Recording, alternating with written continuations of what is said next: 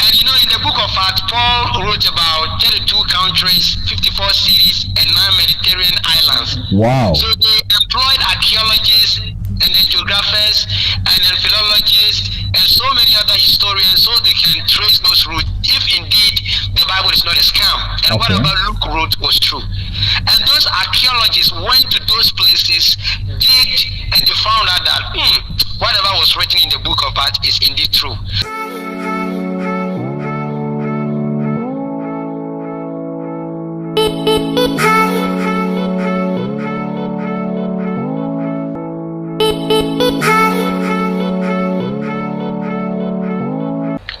Once again, beloved, I greet you and I welcome you to Lordson Media. Today too is a very nice day, and since we've been able to live to see the sun today once again, we say thank you, Lord. We exalt His name, we laud His name. Without Him, we are nothing. All we get to me.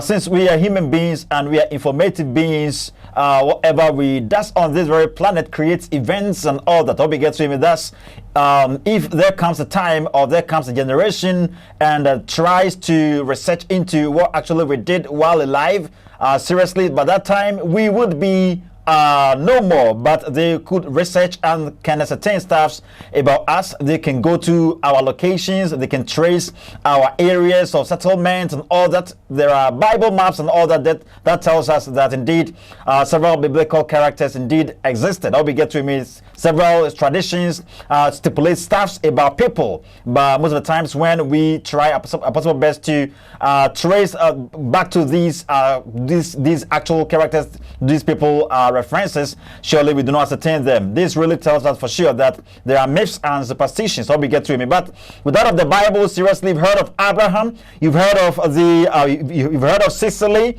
you've heard of Malta, you've heard of Aegean Sea, Macedonia, blah blah blah blah. All these places, they ever existed. So Bible geography is actually going to help us with ascertaining that indeed the Bible is real, the Bible is genuine, the Bible isn't a scam. I have Brother Peter Polly on the line, and surely he's going to help us with biblical geography. He's going to take us to the Garden of Eden. Perhaps you heard of the river that flowed in the land. I'll be get to him. Surely he's going to help us with the idea that indeed they do exist today. Well, quick break and we return.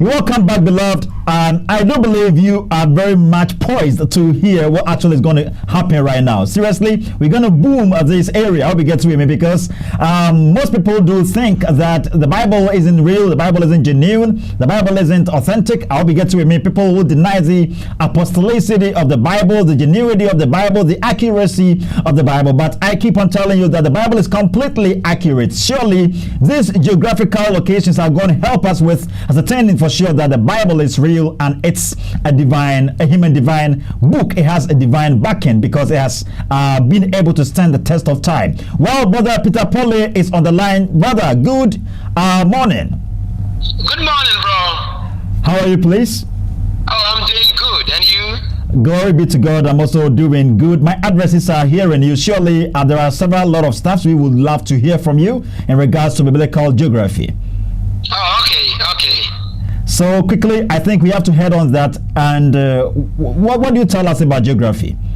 You see, one thing I always keep telling a whole lot of people is, within the 19th century, there was this man, Adolf Harnack in Germany, and Sir William Ramsay in Great Britain. And those people were fighting against the book of Acts.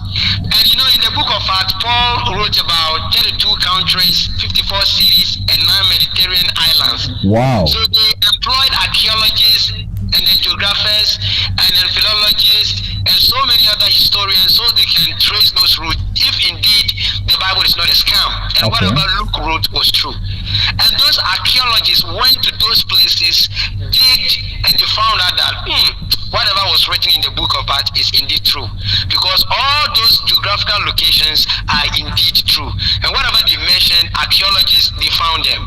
You understand? Yeah, I understand. And have you ever heard of this before? People do say that they cannot just believe in the findings of archaeologists. There are several lot of archaeological findings and all that. They are scientists as well, but people say that the people can just chip something somewhere and just try to dig them out and claim they've ascertained something, so they don't just believe in stuff like that.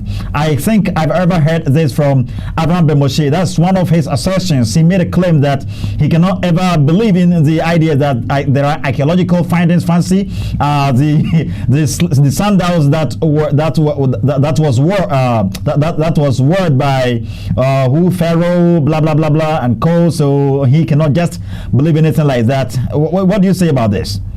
He's fighting against Christianity, so he's not willing to accept anything good from it. But the fact is this: if you come to Ghana here, there are some places we had, but that time we were not there. Okay. You understand? And then when people goes there, people tell them the history without even archaeologists digging. Wow. This is white people. So whenever even people are giving history, they still want to dig and make some findings. Okay. So Okay. when you come to Africa here, especially in Ghana, and then we are speaking about maybe in Hafasini, at Hafasini here there was a ship, SS Bacana. If you have heard Captain Williams, you can Captain heard Williams. Yeah, SS Bacana. Very good. The ship is still there here right now. Wow. And then now, yes, if you come to Hafasini, people have been visiting. Okay. Okay. And then when archaeologists, when they comes in, they will not just watch it, but they will still dig around and then be making a whole lot of investigation so that they can track all the informations. Wow. So if I'm getting it correct, I think what the archaeologists most of the times does has to do with they've heard of a name, perhaps in the Bible. They've heard of a name. This particular person existed, and he lived in such and such location, so and so location. So therefore, when they come across certain stuff, they try their possible best to dig around to see if they will get some similarities, right? That is it. Okay, that's cool. And when they get in there, there are some people, they are still living there. They also have their histories. They ask them questions. Okay. And those people tell them before they also do some findings. Wow. Wow. So I think what you're saying does make sense, because if we abnegate history or historical science, surely we're not going to be able to achieve anything. Because I think there is this logical principle. It's called the metaphysical deduction.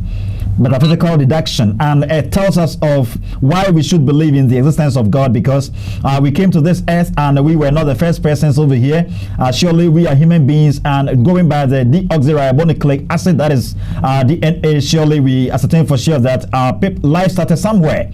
Living organisms started somewhere. Thus, we were as a result of some people. That's where did they live, and who made these people? Where did they come from, and all that? If you go to a place and perhaps it was a seashore, and perhaps you saw some footprints and all that over there, and though you didn't ascertain particular people over there, but you can never tell anyone that you were the first person there, because you actually saw footprints over there.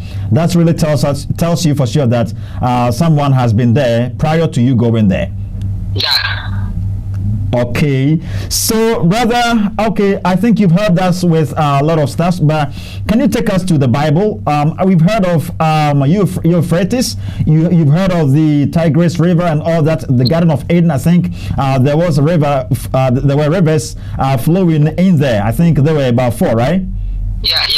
Good. So can you give us the allocation? Do they exist today? And right. Can they help us in ascertaining the Bible is true? Very good. You see, when you read Genesis chapter 2, verse 10 to 14, I know some people don't believe in the Bible, but we will draw them outside the Bible and they will understand. Well, okay, so you said Genesis 2? Yeah, Genesis chapter 2, verse 10 to 14. Okay. Read that. You see that? He said, when God planted a garden out of Eden, there was a water. He said, now a river went out of Eden to water the garden. Yeah. And from there it parted and became 4 rivers. Yeah. And the first river was Pishon. Yeah, Pishon. Yes. The second is Gihon. Yeah. The third is Hiddekel, and that is the Tigris. Tigris River. And then the fourth one was Euphrates. Euphrates. Euphrates, yeah. Do you know something? Not really. Now, the Garden of Eden, when man sinned, it disappeared. God made it to disappear, so people don't believe it because they still want to. If I got you correctly, you said when man sinned, all these rivers disappeared. No, the rivers. Okay. They were flowing into the Garden of Eden. Okay. You understand? I got you. Yes. And out of this river, in 2021.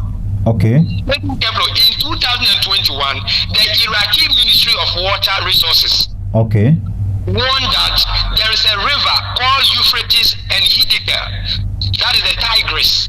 Okay. It may dry up because it's an ancient river. It's long time ago, and that is in the Middle East, around where when you read the Bible, the Garden of Eden was around that area. Yeah.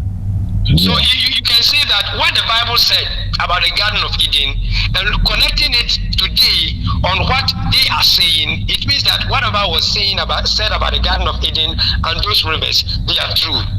Oh, really? So, according to these researchers, they ascertained or they found out a river which has a connection, which links up to the idea in the Bible, right? That is it. Okay, meaning the okay. Continue, please. The Euphrates and the Tigris River still it exists there. Okay, the Euphrates, the Tigris, the Gihon, and the Gishon, right? Yes. Yeah, the Gihon and the Hiddekel. They do exist today. And if you go to the Middle East, they are still there. Wow. And the Iraqi Ministry of Water Resources in 2021 warned that the river may dry up in 2040. Okay. Because it's an ancient river. It's long time ago. Wow. You understand? Yes. I understand.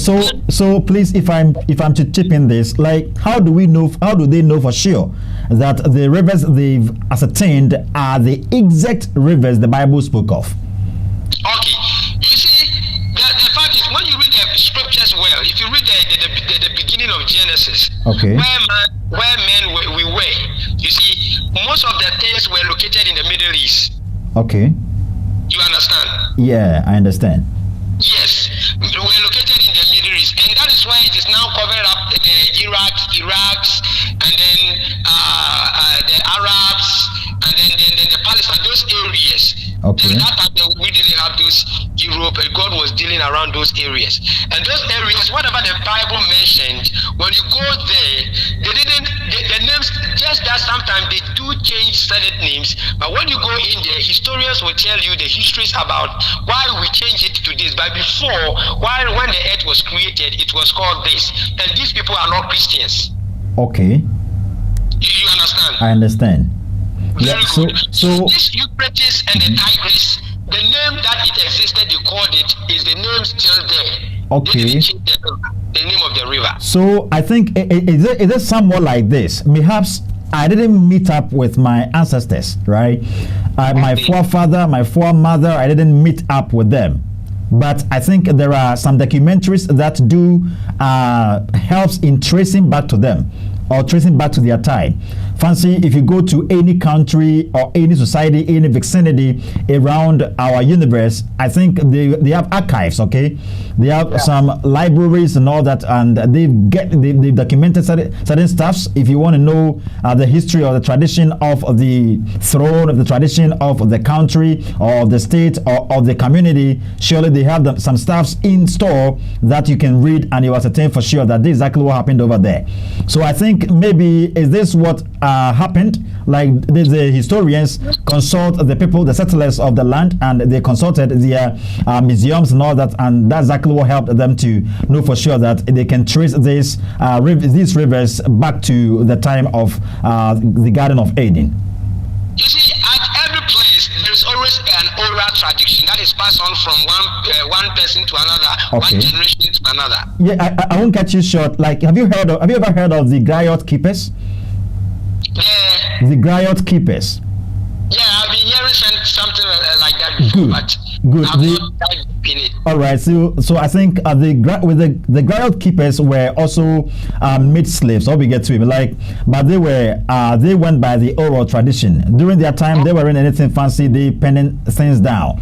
So when our ancestors were taken into slavery, the northern part of America, that's exactly what they used to be doing. They used to be composing songs with our tradition. They used to be composing songs with our cultural practices, our custom, and all that. And they handed them down to several of people. So most of our historical records as Africans were handed down from them. Yes. So you see, the issue is whatever is mentioned in the word. Somebody did told me something that when we say ghost, a ghost exists because it has a name, but a ghost doesn't live in flesh. Okay. And I was telling the person, are you sure you are a Christian? You are telling me. He said, man, it has a name. If it doesn't exist, we wouldn't have had its name. Okay. Whatever they are saying, the thing is, even in Ghana, as I'm speaking as a Ghanaian now, all right. In Ghana here, in 1957, before even 1957, there are some histories that today, when you meet those people, they are 100 years, they have not even read any book, but they will tell you. Okay. Because they heard it from their grandfathers. Their grandfathers told them, they are also telling us. So there are some histories we know even about African, they are not in books, but they have been told us. We have been told. Okay. So the issue is this: whatever is passed on, whatever is happening, before even historians will write something about something, when even at that time they were not present, what will happen is that they will ask those people around. Okay. Yes. Now, if you come to, let's say, if Jesus did existed in Zama, I'm just making an example. All right. But Nzemas are not Christians. Okay. Nzemas will tell people who can't see in here that there was a great man called Jesus that Christians are following. Okay. You understand it? I understand. Yes. So whatever the Bible mentioned, something like the Euphrates and the Tigris River, around that area, how the Bible describes it, and even at this time, it isn't the Christians that are living there, the Iraqs. They are describing it that this Tigris and the Euphrates River, if you have money and you visit, they will tell you the story as how it came, the beginning. They will tell you from not even from the Bible, and it is in line with what the Bible said. Oh, okay. You understand? Okay, yeah, I understand you clearly. So for to help my addresses here, I think Brother Peter Pauly is actually telling us that, or he's actually helping us with the understanding that those Bible lands do still exist today. Though we may lose the old lands may get lost, or their old names may sometimes be covered or be covered up with different names. Okay, but I think if you go to the archaeological findings and all that, historians surely they do tell you for sure that in time past these places were called this, or these places were designed like this, but as time went on, these places has been changed to this type, or to this way or that way. Or we get with me. So that's exactly what he's telling us. He's telling us that the Euphrates River, the Tigris River, the Gihon River, and blah blah blah, all these rivers do exist today, and they've been ascertained by archaeologists. Well, that's exactly what he's helping us with understanding. Well, shall we proceed? All right. And you see, during the time of Abraham, you've heard Abraham moved from a place called Haran. And then when God asked him to move from Haran, and then he went to Canaan. Haran, that was in Mesopotamia, right? Very good. Okay.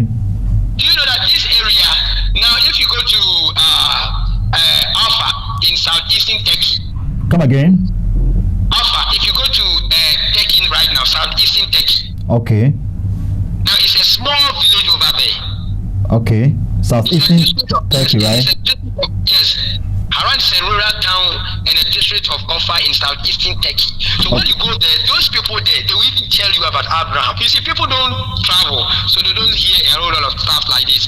And then they will end up to say that these are fictions. Oh, okay. Those people there are not Christian. What I like about the Bible is, whatever that happened previously, these people that are residing at those areas, they are not Christian now. But when you go there and you say, why is this place now called this? Because we heard about Abraham. They will tell you that, oh, there was a man called Abraham. He Christians always talk about.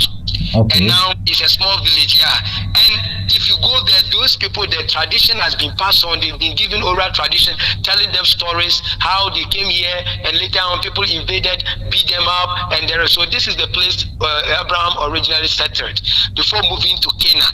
Okay. And you'll be surprised. Okay. Wow. Wow. Now this Canaan today is part of Israel and Lebanon. Oh, okay. The Canaan we heard of in the Bible, right? Yes, Canaan. Yes.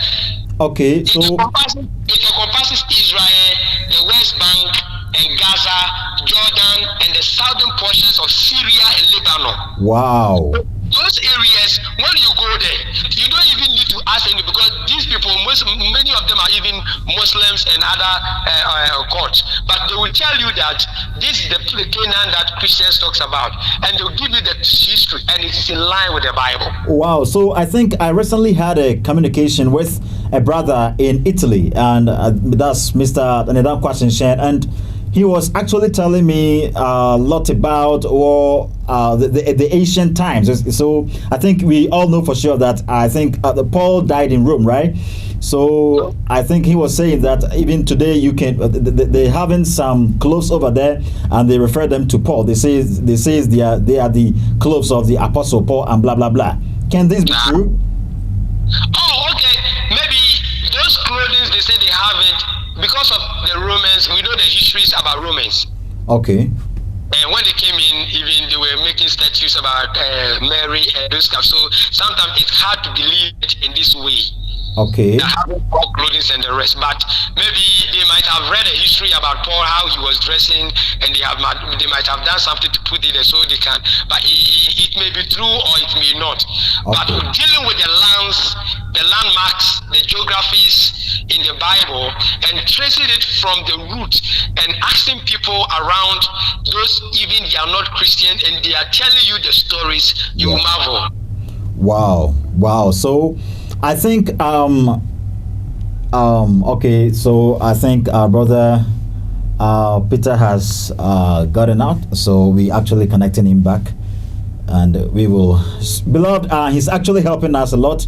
He's helping us with Bible geography. Okay, geographically the Bible is accurate. That's exactly what he's helping us with, and he's back on the line. Brother, are you there?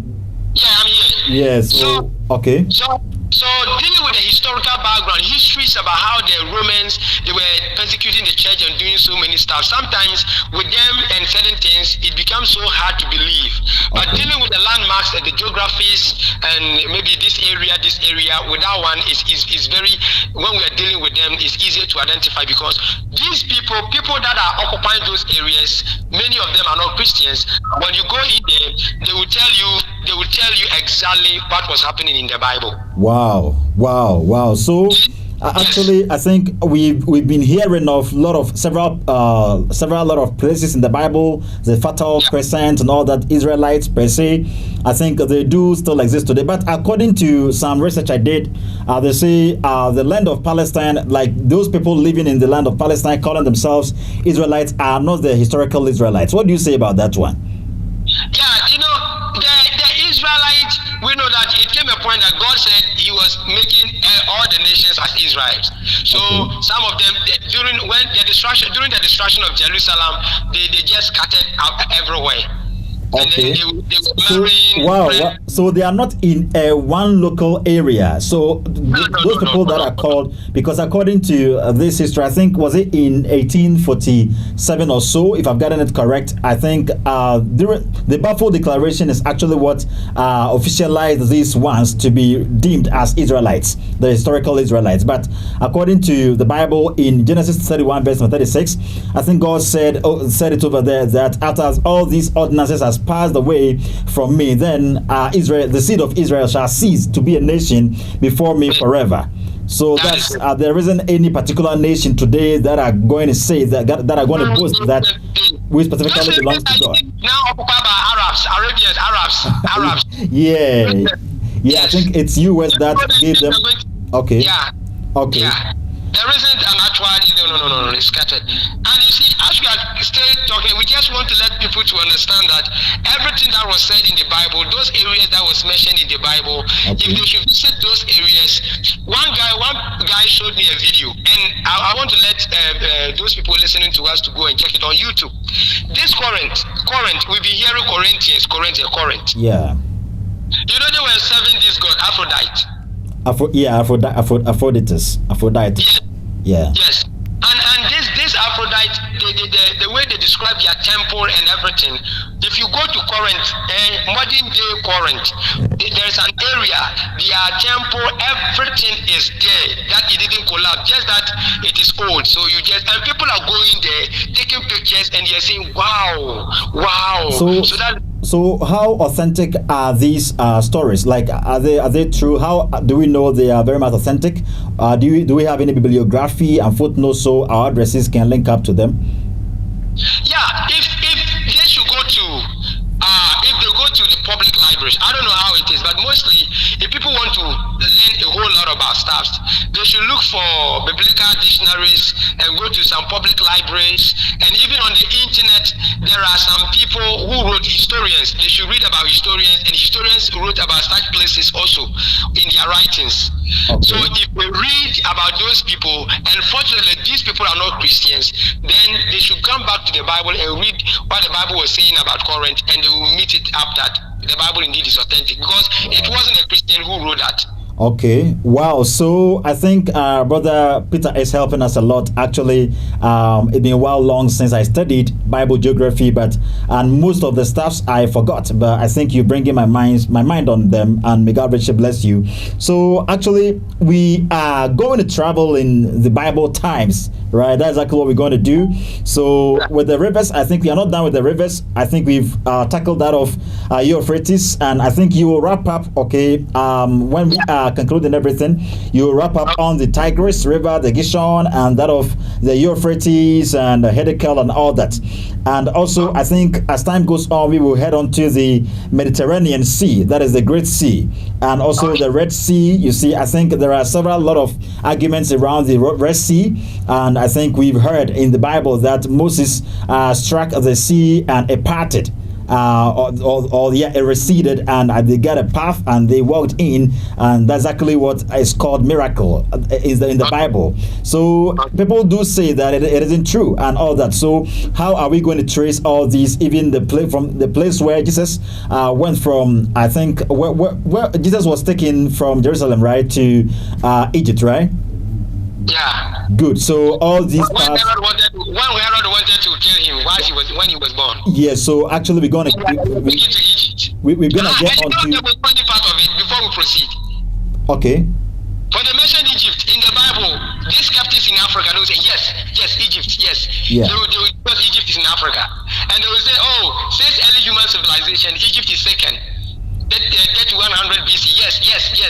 But when it comes to moral aspect of the Bible, they say, the Bible is a scam. Wow. Let's proceed. So you see, let's wrap it up. You know, this Euphrates and the Tigris River. Yeah. Okay. Yeah. What sometimes we should understand is that now the people who are writing things about the Garden of Eden, people who are writing about Euphrates and the Tigris River, writing histories, people are visiting those areas.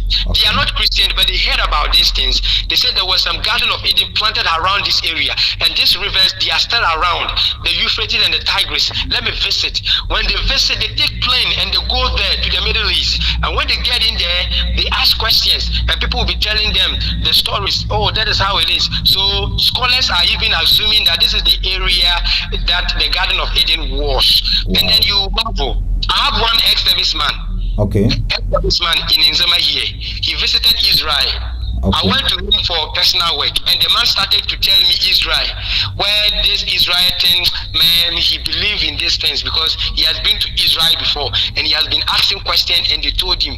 And this man is not a Christian. This man is not a Christian. He is those man, ex-servicemen, Juju and those guys. But when this man is briefing you Bible lands in the Bible, as when he went to the Middle East, traveled over there because of war business, and he asked questions, you will marvel. Wow. So the man believed the Bible.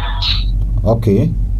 You understand? He didn't read the Bible. He heard it before, and when you went there, he investigated. Wow. So this Iraqi Iraqi people are saying that the Euphrates and the Tigris River, that was in connecting the connection with the Garden of Eden, is the river that is still existing now. Wow. Wow. And this river, we are afraid that it may dry up in 2040 because of climate conditions. And you see, it's a very big history for them, so they don't want it to dry up. So they are always working on it. Wow. Wow. That's awesome. That's awesome, because all these helps us. All these helps to be well grounded in our faith as Christians. Okay, if you are a Bible holder, I think you will not go by the by the uninformed information that are being mobilizing. I'll be getting with me. Recently, there was the emergence of this guy on the net, and he was saying the Bible is a scam, and he was banning the Bible and blah blah blah. I'll be getting with me. Like people has not sat down to make any research about the Bible. Surely if people were studying a lot, they would ascertain for sure that the Bible is real, because all these are geographical locations in the Bible, and people or scientists are actually ascertaining these areas or these places, okay, and they are in real life, okay, they are in real life, and people are visiting these areas as for tourists or tourism. Do you understand? It really means that the Bible is real, the Bible is unique, the Bible is genuine, the Bible is authentic, just like what I told you, beloved, in in the time of Matthew Fontaine Maury, okay, when he read Psalm 8 verse number 8, and he had ascertained for sure that there are paths in the sea. He has explored, and surely he has ascertained for sure that God is real, and the Bible is real, and the Bible is in a scam. Well, Brother Peter Polly, may God richly bless you. So I think in our next meeting we actually going to head on to several ministers, and also we will go to the conditions of ancient roads. I think there are some biblical passages and all that tells us of the King's Road, the King's Highway, blah blah blah. All these we're going to connect to them, so we can ascertain for sure they did exist or they didn't exist, and even by biblical cities, biblical countries that has been changed. Okay, that have had their names changed and all that. Most especially that of Jerusalem, which was changed to Aelia Capitolina and blah blah blah. We're actually going to head on to all these ones, and they're going to help our addresses a lot. Okay. So, brother, your final words, and we ended up here. All right, bro. What I want to tell. All right, beloved, we are still waiting for Brother Peter Polly. I think it's the network, and he's actually going to come back on the line. He's going to give us his final words in regards to this. So we ended up here. That was Bible geography for you, beloved. Surely the Bible is real. The Bible is genuine. The Bible is unique. Well, Brother Peter is back on the line. Brother, please, your conclusion. So what I want to say is, whatever the Bible is saying, and skeptics are fighting against, especially in Ghana here, people call themselves common sense. You see, excuse me to say this, common sense, it means they have common sense than the Bible, and they are trying to fight the Bible and the rest. Yeah. They have not traveled to those places. They have not been there before. The Bible said Jerusalem, have you visited Jerusalem? A white man is traveling before he condemns, and a black man is just condemning without traveling. Wow, so that's deep. The white man travels before he condemns. He condemns. But the black man condemns before travel. You read, you visit, then you see that they did exist. Okay. You see, I watch a video, people were visiting Selkirk. Okay. That is Ephesus. Former Ephesus, they were asking questions. Wow. You watch videos, people are visiting Corinth.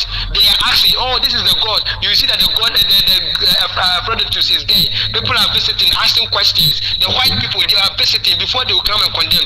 And after they do all these things, then they will end up to be Christians. They white people. Then we will be in Ghana. Please, when it comes to the Bible, I just want to tell people, when they read the Bible and they have money, they should also visit. Wow. That's deep. If you heard of Israel, yes, there is a modern day Israel. Go there. There are don't go and ask histories from the Christians. Ask from those other tribes. those other religious groups, Yeah. the Muslims and the rest, and they will tell you and come and read the Bible again, and you will see that it's in line with the Bible. Wow, come and read the Bible again, and you see that it is in, or is it those stuffs you saw or you discovered were in line with the Bible. Brother Peter Pauly, may God richly bless you. I think our next subject is going to be it's going to be blossoming, and it's going to help a lot. I think we've studied a lot. Today you hit it up a lot. Okay, may God richly bless you. And seriously, myself, I've also learned a lot. Beloved, I think whenever you are meeting up with Brother Peter Pauly on Lordson Media, make sure to take your book, take your pen, so you can note down certain stuff. Okay, they're going to help you a lot. And this was to prove that indeed the Bible isn't a scam. The Bible lands did exist, and surely today, when we trace them, we actually going to ascertain them with the help of archaeological findings. May God richly bless you. Greetings to everyone. Mr. Peter Pauly, yourself, I greet you, and Brother Biney, greetings to you. And you're doing a great job. On baptism. May God richly bless. I've watched your videos, and I know for sure we're going to have a program over here. And what is it? Mr. Peter of USA, and also Mr. COD of USA, Mr. Obed, Mr. Danadan Kwashinshen of Palermo Church of Christ, Italy, Mr. Williams Pasti of Palermo Church of Christ, Italy. May God richly bless you all for helping us in sharing this program. Make sure to tag every skeptic for us. Okay, make sure to tag any skeptical channel for us, so they can also help in they can also be able to get wind of what actually is real about the Bible. May God richly bless you. Shall we meet once again? Bye bye.